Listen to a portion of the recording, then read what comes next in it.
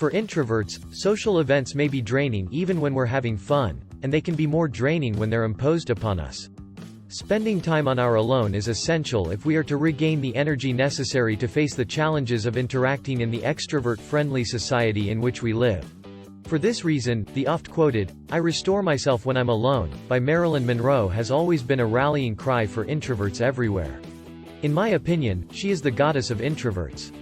Researching Marilyn's biography illustrates how big of a challenge it was for her, as an introvert, to fit in with the extroverted entertainment industry.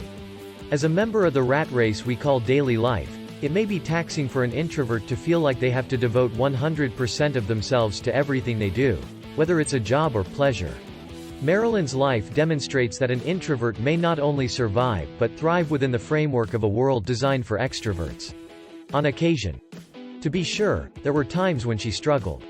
The two were probably inseparable, and they accompanied each other every step of the way. It's a reality that many introverts know all too well. School, job, and personal lives are all designed to favor extroversion, not introversion, making it challenging to psych ourselves up to reach the degree of participation the extroverted world expects. This can cause burnout and low self-esteem, which can feed on itself, creating a never-ending cycle. We introverts are solitary creatures, and it seems that Marilyn led a full and interesting existence within her thoughts, as seen by her insatiable appetite for literature. She was a real bibliophile, someone whose life was profoundly improved by her love of books. What I have observed in myself and other introverts is that this kind of obsessive love of words, concepts, and phrases is fairly widespread among us. You'd think introverts would be in heaven these days, what with the prevalence of social distance, self-isolation, lockdowns, quarantines, etc. Many people are, I'm sure. There isn't much quiet time to be had when you live in a tiny house with your spouse and 2 young children. Especially because everyone in my family now commutes solely to our home for jobs, education, and recreation.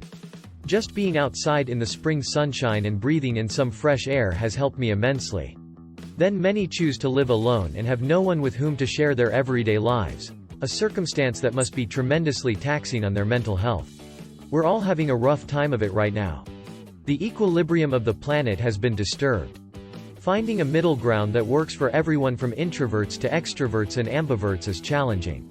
It's no accident that I feel a sense of peace when reading about Marilyn, seeing one of her movies, or even simply looking at one of the countless breathtaking photographs of her taken over the years.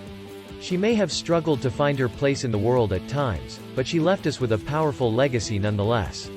Taking time to recharge by yourself is a form of self-care that will help you stay loyal to your inner path.